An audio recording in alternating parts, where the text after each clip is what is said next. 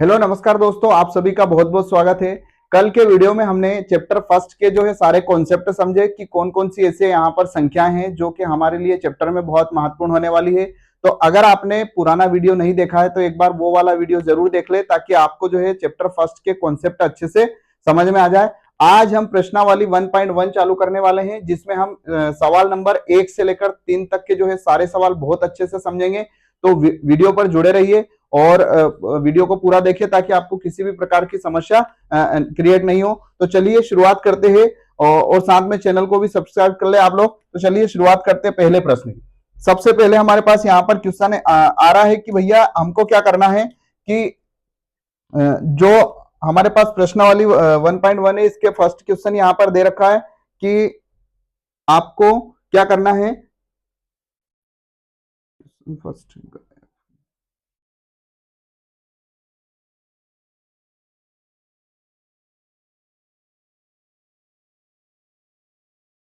First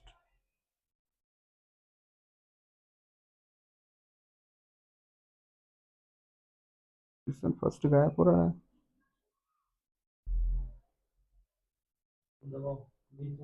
इसको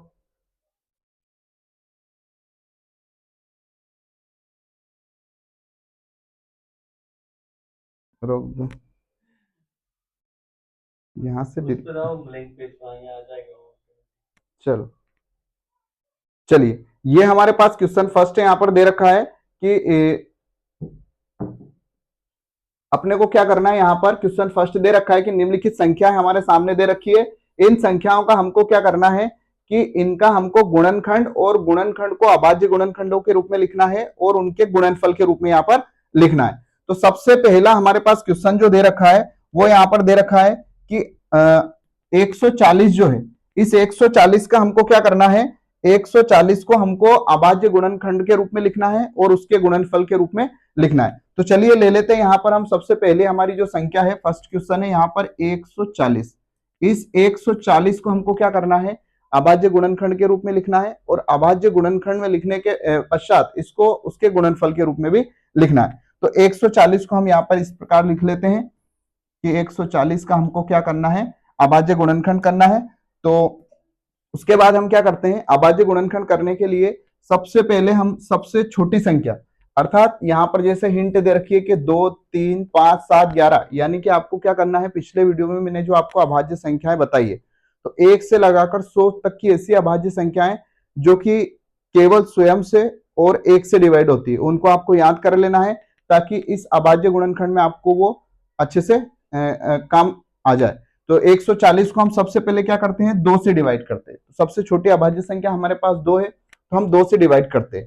तो 140 को 2 से जब डिवाइड करते हैं तो हम कोशिश करेंगे कि सबसे पहली संख्या लें और उस पहली संख्या का पहाड़ा ऐसा 2 का पहाड़ा ऐसा आपको बोलना है कि 140 से आगे नहीं जाए। तो 1 तो नहीं आता 2 के पहाड़े में, फिर हम क्या करेंगे, एक संख्या आगे बढ़ जाएंगे। तो एक संख्या आगे बढ़ेंगे तो ये हो गया 14। तो हमको 2 का पहाड़ा ऐसा बोलना है कि 14 से आगे ना जाए। तो 2 सती 14। फिर हमको क्या करना है, 0 ऐसा का ऐसा उतार देना है। फिर हमको अगला वापस से देखना है। अब एक चीज आपको और ध्यान रखना है कि 2 से कौन कौन सी संख्याएं डिवाइड हो जाती है। तो 2 से डिवाइड होती है ऐसी संख्याएं जिनके पीछे 0 हो और जिनके पीछे सम संख्या हो, वही संख्याएं जो है 2 से डिवाइड हो जाती है पूरी तरह। तो आपको ये चीज भी ध्यान रखना है, किसी भी संख्या का अगर आपको 2 से डिवाइड करना है किसी भी संख्या के अंदर, तो आपको ध्यान रखना है कि 2 से वही संख्याएं डिवाइड होती है जिसके पीछे 0 हो और सम हो। अब इसके पीछे चूंकि 0 है मतलब ये वापस 2 से कट जाएगी। फिर हम 2 से इसको काटेंगे तो 2 का पहाड़ा हमको ऐसा बोलना है कि 7 से आगे नहीं जाए। 2 तिया 6। फिर यहाँ पर 1 बच रहा है तो 1 आपको लिख लेना है, छोटा सा पेंसिल से भी लिख सकते हो आप, बोर्ड एग्जाम में भी यूज कर सकते हो ये मेथड। फिर आपको यहाँ पर आ गया 10, तो आपको फिर 2 का पहाड़ा ऐसा बोलना है कि 10 से आगे नहीं जाए। 2 पंजे 10। अब यहाँ पर आ गया है 35। क्या आ गया है, 35। तो 35 यहाँ पर आपको देखना है कि किससे कटेगा, तो 2 से तो नहीं कटेगा ये। अब हम प्रयास करेंगे कि इसको 3 से डिवाइड करें। तो 3 से देख लेते हैं, एक बार चेक कर लेते हैं, जिससे 3 का पहाड़ा ऐसा बोलना है कि 3 से आगे ना जाए। तो 3 एकम 3, लेकिन 5 जो है 3 से नहीं कटेगा। तो अब अपने को क्या करना है, 5 पर जाना है। तो 5 से डिवाइड करेंगे तो आपको क्या करना है, 5 का पहाड़ा ऐसा बोलना है कि 35 से आगे नहीं जाए। तो 5 सते 35। तो ये चला गया 7 बार, कितनी बार चला गया? 7 बार। अब हमको क्या करना है, 7 का पहाड़ा ऐसा बोलना है कि खुद 7 से आगे, क्योंकि अब 5 से डिवाइड नहीं होगा, 3 से भी नहीं होगा, अब ये डायरेक्ट डिवाइड होगा 7 से। तो 7 एकम 7। तो ये हो गया हमारा 140 का अभाज्य गुणनखंड। अब हम क्या करेंगे, इसको अभाज्य गुणनखंड के अलावा हमको एक चीज और बोली यहाँ पर, उसका गुणनफल के रूप में भी हमको उसको लिखना है। तो इस टाइप से यहाँ पर क्वेश्चन आएगा। अब अपन लिखेंगे उसके गुणनफल के रूप में। तो गुणनफल के रूप में लिखने के लिए हम क्या करेंगे कि अपन ने जो ये अभाज्य गुणनखंड करा है, सबसे पहले हम यहाँ पर इस टाइप से इसको लिख लेंगे 140 ऐसा का ऐसा। अब हमने जो इधर का जितना भी ये डिवाइड करके इधर वाली जो संख्याएं आई है, इन सभी संख्याओं को हमको ऐसे कैसे यहाँ पर गुणा के रूप में उतार देना है। जैसे कि सबसे पहले आया 2, फिर उसके बाद वापस आया है 2, फिर उसके बाद आया है 5, और फिर उसके बाद आया है 7। तो आपको क्या करना है, इस टाइप से लिख देना है। और उसके बाद क्या करना है, जो रिपीट संख्याएं हो रही है, मतलब यहाँ पर जैसे 2 बार रिपीट हो रहा है, तो 2 को आप उतनी घातों में लिख दो जितनी बार वो रिपीट हो रहा है। तो 2 कितनी बार रिपीट हो रहा है यहाँ पर? 2 बार। तो 2 को आपको लिख देना है 2 की घात 2 गुणित, फिर आपको लिख देना है 5, और फिर हमको लिख देना है 7। तो ये हो गया अभाज्य गुणनखंड, और ये हो गया आपका गुणनफल। तो अभाज्य गुणनखंड भी हमने कर दिया और गुणनफल। इस टाइप से 140 वाला जो हमारा फर्स्ट सवाल है वो हो गया कंप्लीट। तो इसका आप अच्छे से इसको नोट कर लें और इसका स्क्रीनशॉट भी ले सकते हैं। अब हम करेंगे 156 वाला। तो 156 वाला करने के लिए हम यहाँ पर अगले पेज पर आ जाते हैं। अगला सवाल है हमारा यहाँ पर 156। अब 156 का हम यहाँ पर अभाज्य गुणनखंड और गुणनफल उसका करेंगे। 156 के लिए हम क्या करते हैं, अब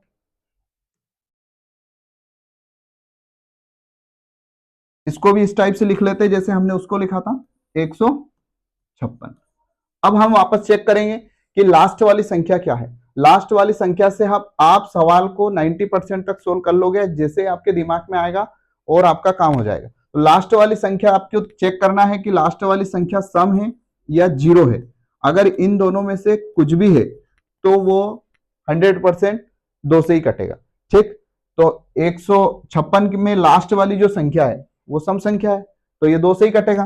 तो चलिए 2 से इसको हम काट देते हैं। तो 2 का पहाड़ा हमको ऐसा बोलना है कि जो है 1 से ज्यादा ना। अब 1 तो आता नहीं है 2 के पहाड़े में, तो फिर हम क्या करेंगे, एक संख्या आगे बढ़ जाएंगे। तो जैसे हम एक संख्या आगे बढ़े तो यहां पर हमारा हो जाएगा 15। क्या हो जाएगा? 15। अब हमको 2 का पहाड़ा ऐसा बोलना है कि 15 से आगे नहीं जा। तो 2 का पहाड़ा जब हम 7 बार बोलेंगे, 2 इंटू 7 करेंगे तो 14 आएगा, और इसके आगे अगर हम जाएंगे तो संख्या बड़ी हो जाएगी। तो अब हमको क्या करना है, 2 सती 14। अब यहां पर बच रहा है 1, 15 में से 14 जाएगा तो 1 बचेगा। अब हमको क्या करना है, यहां पर हो जाएगा 16, 16 हो जाए। तो 16 हो जाएगा तो हम 2 का पहाड़ा ऐसा बोलेंगे कि 16 से आगे नहीं जाए, है ना। तो 2 का पहाड़ा हम ऐसा बोलेंगे कि 16 से आगे नहीं जाए, तो 2 का पहाड़ा हम बोलेंगे 8 बार, 2 हट्टी 16। 2 का पहाड़ा जब हम 8 बार बोलेंगे तो वो हो जाएगा हमारा 16। तो ये यहाँ पर हो गया 78। जब हमने 156 का एक बार 2 से डिवाइड करा तो 178 आ गया। ठीक, अब आपको एक बार और अगर आपको चेक करना है कि हमने जो ये यहाँ पर जो हमने डिवाइड करा है, 156 को हमने 2 से काटा है, तो क्या ये हमारा सही है या गलत है। तो इसको चेक करने के लिए हम ये जो 78 हमारे पास दे रखा है 78, इसको वापस से आप 2 से गुणा करोगे तो 156 आना चाहिए। तो इस प्रकार आप चेक भी कर सकते। ठीक है, अब वापस हम देखते हैं कि लास्ट में क्या संख्या आ रही है। लास्ट में 8 आ रही है। 8 आ रही है मतलब 8 तो सम संख्या है, तो वापस ये किससे कट जाएगा, 2 से कट जाएगा। तो हम ऐसा बोलेंगे 2 का पहाड़ा कि 7 से आगे नहीं जाए। 2 तिया 6, फिर कितना बचेगा, 1 बच जाएगा। तो 1 बढ़ जाएगा तो 18 हो जाएगा। तो वापस 2 का पहाड़ा ऐसा हमको बोलना है कि 18 से आगे नहीं जाए। तो 2 का पहाड़ा जब हम 9 बार बोलेंगे तो पूरा पूरा 18 आ जाएगा। तो 2 नाम 18, तो ये आ गया हमारा 39। ठीक है, अब अपन और इसका गुणनखंड करेंगे। अब आपको चेक करना है कि क्या वापस 2 से कट रहा है या नहीं कट रहा है। तो क्या संख्या सम है, नहीं है। सम भी नहीं है तो क्या संख्या शून्य है, शून्य भी नहीं है। तो फिर वापस से हम जाएंगे 3 पर। किस पर जाएंगे, 3 पर। अब हम चेक करेंगे कि क्या 3 से कट रहा है। तो चलिए देखते हैं। 3 का पहाड़ा ऐसा बोलना है आपको कि 3 से आगे नहीं जाए, तो 3 एकम 3। फिर 3 का पहाड़ा हमको ऐसा बोलना है कि 9 से आगे नहीं जाए, तो 3 त्रिया 9। तो हमारा अगला आ गया 13। अब हम वापस से देखेंगे क्या 13 किसी भी संख्या से डिवाइड हो रही है तो 13 तो भैया अभाज्य संख्या है, मैंने आपको कल ही लिखाया था कि 13 जो संख्या है वो अभाज्य है, 13 तो किसी से डिवाइड नहीं होगी, तो 13 अपने आप से ही डिवाइड होगी, तो 13 का पहाड़ा एक बार जाएगा तो 13 एकम 13। तो ये हो गया हमारा 156 का गुणनखंड। अब हम लिख देते हैं इसका गुणनफल, तो इसका गुणनफल लिख लेते हैं हम।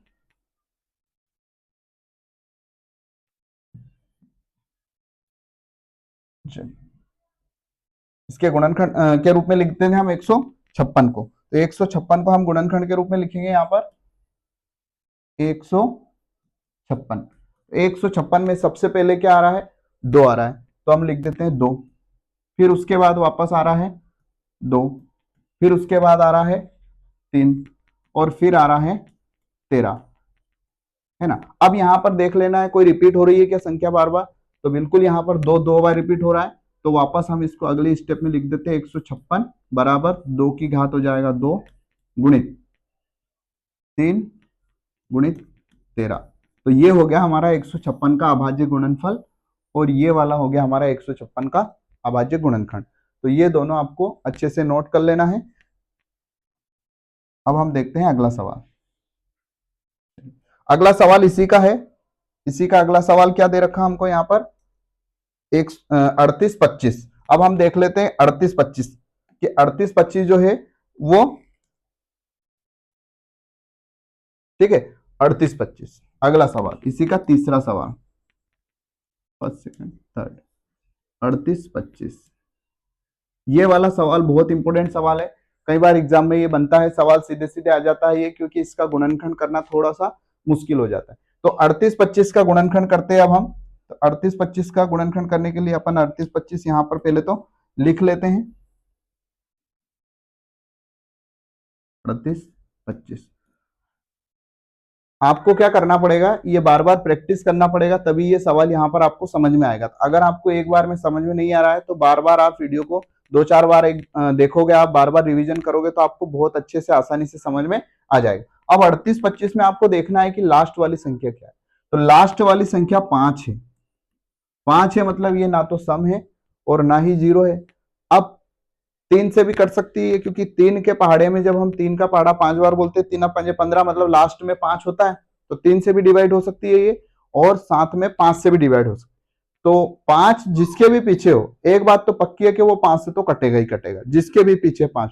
लेकिन फिर भी एक बार आपको 3 से चेक करना पड़ेगा, क्योंकि 3 के पहाड़े में भी जब 3 का पहाड़ा हम बोलते हैं तो उसमें एक जगह 5 आता है। तो सबसे पहले हम उसको 3 से चेक कर लेते हैं कि क्या 3 से डिवाइड हो रहा है क्या, या नहीं होगा, तो फिर अपन डायरेक्ट 5 पर जाएंगे। डायरेक्ट 5 पर नहीं जाना है, कि अभाज्य गुणनखंड का मतलब यही हो रहा है कि आपको पहले छोटी संख्या पर जाना है, छोटी संख्या से आपको बड़ी संख्या पर जाना है, डायरेक्ट बड़ी संख्या पर नहीं जाना है। तो देखते हैं 3 एकम 3 है ना, 3 का पहाड़ा एक बार बोलेंगे 3 आ जाएगा।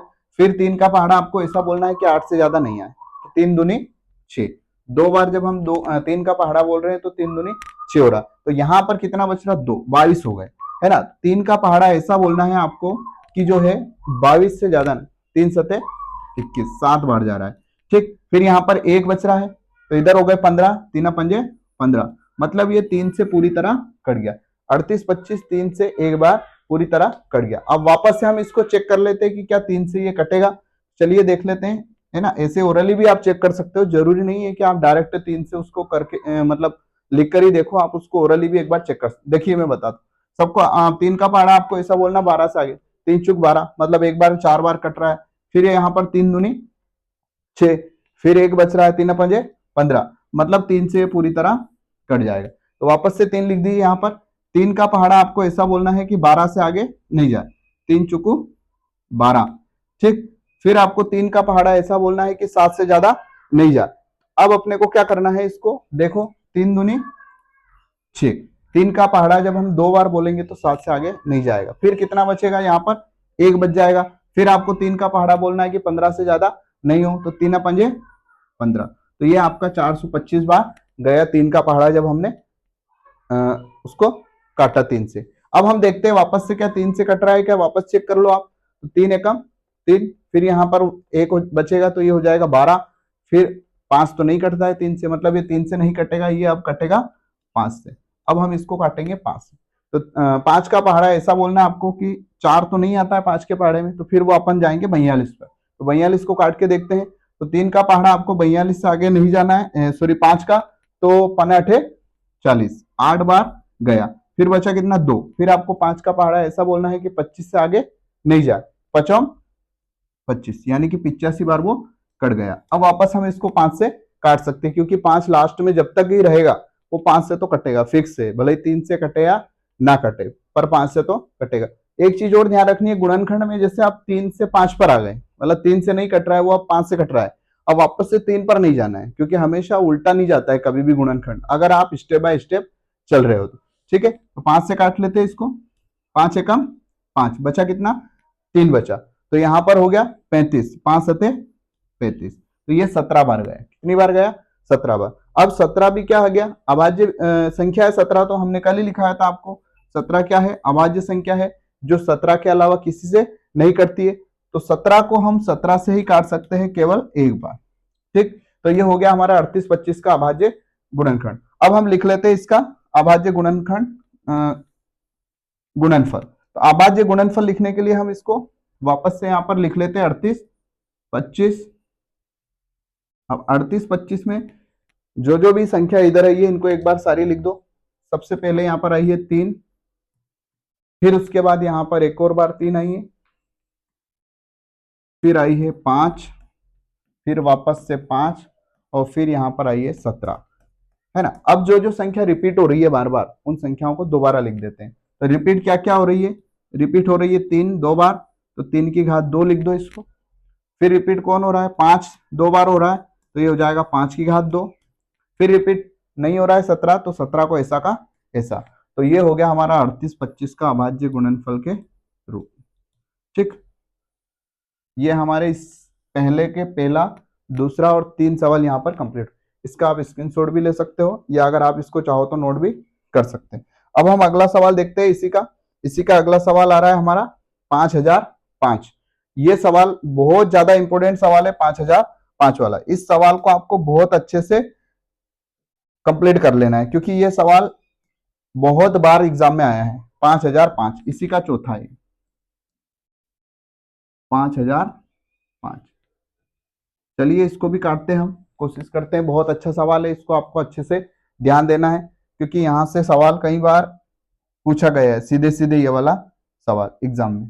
ठीक है, तो इसको लिख लेते हैं हम 5005।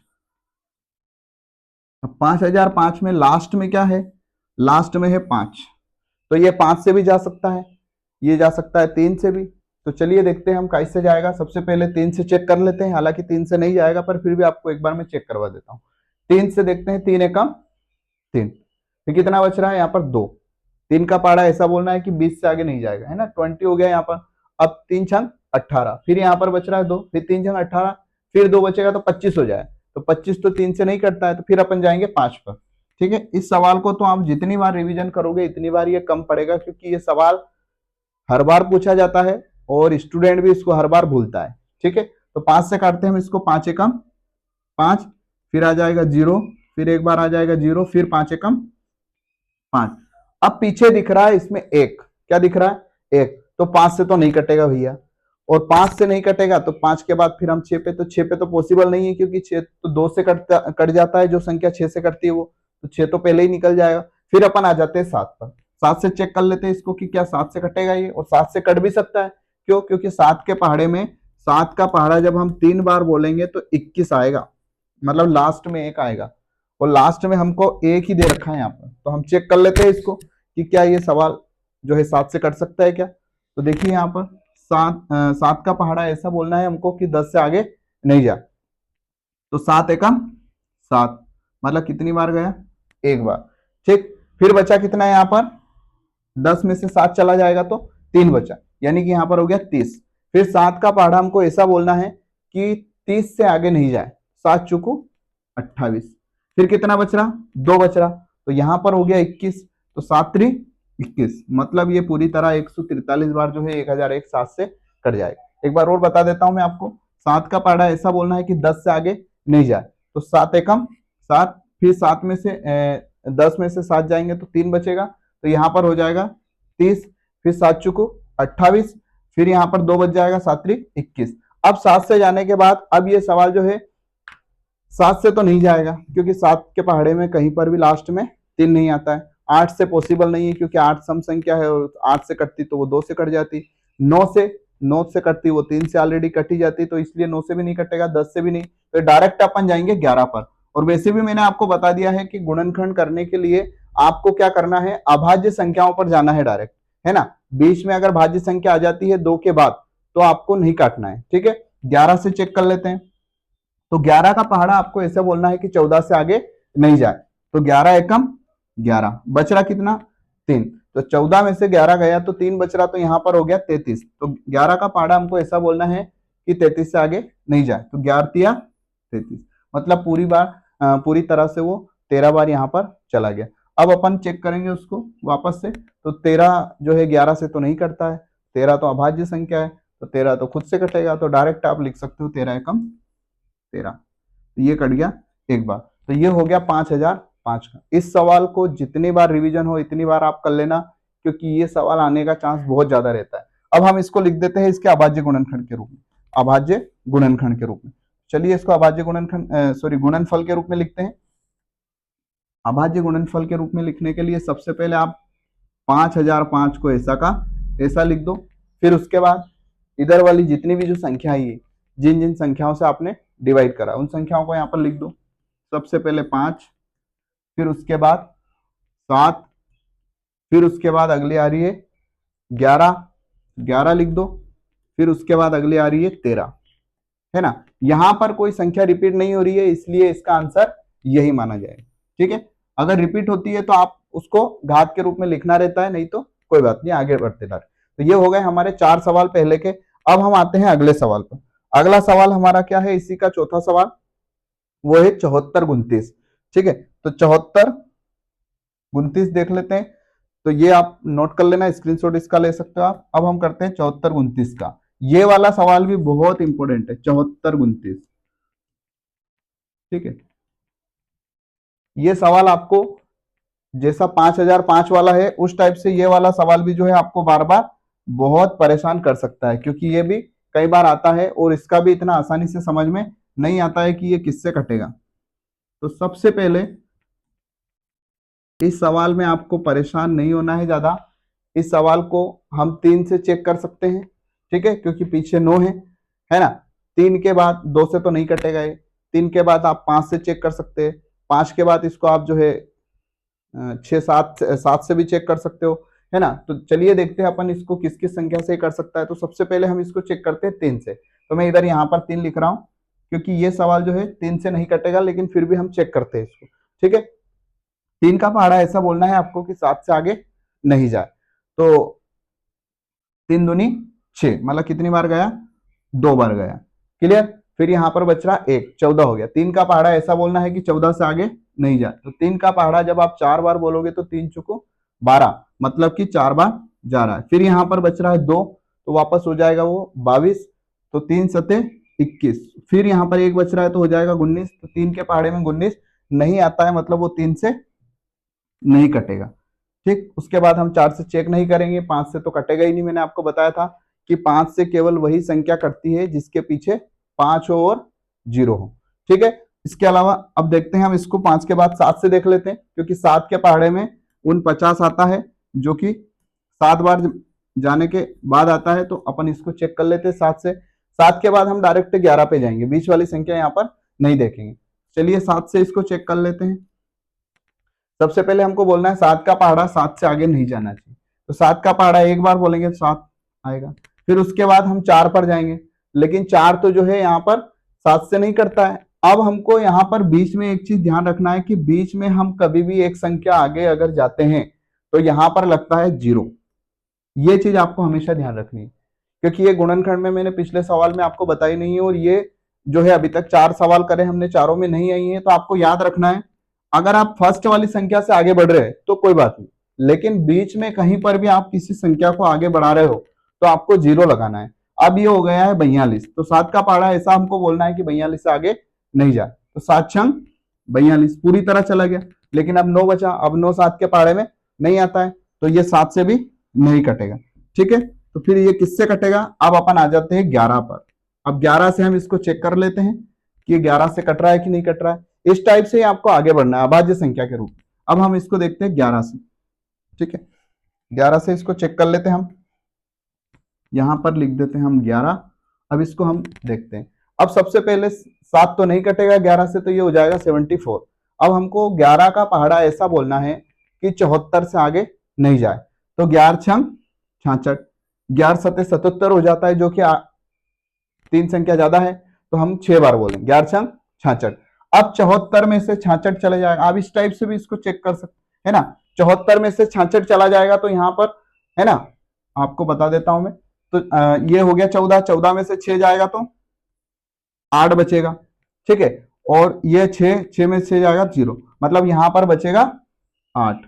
ये हो गया वापस से 82। कितना हो गया 82। अब हमको 11 का पहाड़ा वापस ऐसा बोलना है कि जो है 82 से आगे ना, तो वापस वो कितनी बार जाएगा 7 बार। 11 सते 77, 8 बार हम बोलेंगे तो 88 हो जाएगा।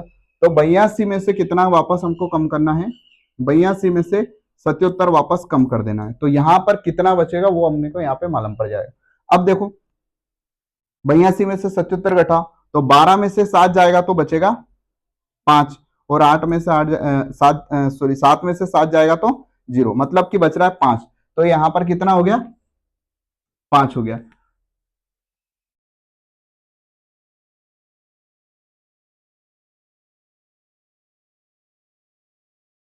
चलिए, तो यहां पर 5। अब ये हो गया 59। अब 59 भी जो है 11 से नहीं कटता है, मतलब ये हमारा 11 से भी नहीं कटेगा। तो चलो भैया अब आगे देखते हैं, है ना। ये सवाल इसीलिए मैंने आपको बताया था कि ये सवाल बहुत तगड़ा सवाल है, एग्जाम में कई बार ये पूछा जाता है, ठीक है। तो इस सवाल को आप आसानी से ना ले, क्योंकि ये सवाल कई बार एग्जाम में बनता है। अब ये सवाल कटेगा डायरेक्ट आपका 17 से, ठीक है। 17 से ये सवाल पूरी तरह कट जाएगा। आपको अब ज्यादा परेशान होने की जरूरत नहीं है, क्योंकि ये 17 से ही करता है, ठीक है। 74 29, चलो देख लेते हैं इसको 17 से, है ना। अब आपको 17 का पहाड़ा ऐसा बोलना है कि 74 से आगे ना जाए। तो 17 का पहाड़ा जब आप 4 बार बोलोगे तो 17 चुकू होता है 68, ठीक है। तो ये 4 बार चला गया, ठीक। अब 74 में से आप 68 कर दो कम। तो जब आप 74 में से 68 कम करोगे तो ये 14 में से 8 जाएगा, तो यहाँ पर 6 बचेगा। फिर यहाँ पर भी एक इधर ले लिया था, तो ये 6 में से 6 जाएगा तो 6 बचेगा, मतलब यहाँ पर बच रहा हमारा सॉरी 6, ठीक है। अब ये हो गया 62। अब आपको 17 का पहाड़ा ऐसा बोलना है कि 62 से आगे ना जाए। 17 दूनी 34, 17 त्या 51, तो कितनी बार गया 3 बार। फिर 17 का वापस 4 बार बोल दोगे तो 17 चुको 68 हो जाएगा, तो ये हो गया हमारा यहाँ पर 51। अब आपको 62 में से क्या करना है 51 कर देना है कम, ठीक है। अब ये 2 में से 1 जाएगा तो 1 बचेगा। अब ये 6 में से 1 जाएगा तो 1, यानी कि यहाँ पर बच रहा है 11। तो ये कितना हो गया, अब ये यहाँ पर 62 था, यहाँ पर 11 बच रहे, यानी कि ये हो गया 119। अब हमको क्या करना है कि 17 का पहाड़ा ऐसा बोलना है कि 119 से आगे नहीं जा। तो 17 सते 119 होता है ना, याद रखना। 17 सती क्या होता है 119। तो ये चला गया पूरा पूरा 437 बार। क्लियर। अब ये 17 के पहाड़े में कहीं पर भी 7 नहीं आता है।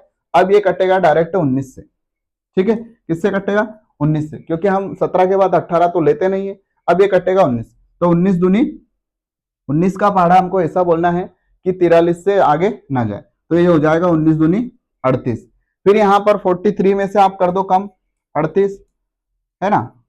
अब ऊपर 3 है नीचे 8 है, तो 13 में से 8 जाएगा तो बचेगा यहाँ पर 5, ठीक है। अब 5 बच रहा है, फिर 3 में से 3 जाएगा तो यहाँ पर बच रहा है 5, ठीक है। तो कितना हो गया 57। अब 19 का पहाड़ा ऐसा आपको बोलना है कि 57 से यानी 57 से आगे ना जाए। तो 19 त्रिया 57, तो ये चला जाएगा 3 बार, ठीक है। तो ये क्या आ गया 23, ठीक। अब अपने को 23 देखना है कि 23 किसके पहाड़े में आता है, तो 23 तो किसी के पहाड़े में नहीं आता है। तो अब अपने को 23 का देखना है कि 23 खुद 23 से ही कटता है, क्योंकि 23 अभाज्य संख्या है और ये कटेगा एक बार, ठीक। तो ये हो गया हमारा इस सवाल का अभाज्य गुणनखंड, जो कि बहुत ही कठिन है। आपको बार बार इसको रिवीजन करना है, तभी ये सवाल आपको याद रहेगा, क्योंकि ये सवाल बार बार भी आता है और जो है इसका जो है परेशानी भी आती है। तो इसको लिख देते हैं वापस। है ना। इसका गुणनफल लिख देते हैं यहाँ पर गुणनफल के रूप में 74 29। सबसे पहले क्या आ रहा है हमारा 17 आ रहा है, फिर उसके बाद आ रहा है 19, फिर उसके बाद आ रहा है 23। तो ये हमने इसका लिख दिया अभाज्य गुणनफल। क्लियर। आपको मैंने आज जो 5 सवाल पढ़ाए हैं, इन पांचों सवालों को बहुत अच्छे से रिवीजन करना है, बार बार रिवीजन करना है, ताकि आपको आगे आने वाले जो सवाल है, अब हम सेकंड सवाल चालू करेंगे, उसमें हम एलसीएम और एचसीएफ निकालना सीखेंगे, है ना। अभी तक हमने अभाज्य गुणनफल और अभाज्य गुणनखंड कर लिया। अब हम अगले सवालों में करेंगे कि इनका एलसीएम और एचसीएफ किस टाइप से निकालते हैं। अब दो दो संख्या आएंगी, पहले उनका गुणनखंड करेंगे, फिर निकालेंगे एलसीएम और एचसीएफ। तो आज का वीडियो आपको कैसा लगा कमेंट करके जरूर बताएं, और साथ में चैनल को सब्सक्राइब कर ले, है ना। मिलते हैं अगले वीडियो में, इसके आगे वाले हिस्से को देखेंगे वहां पर, है ना। चलिए ठीक है, नमस्कार, जय हिंद, जय भारत।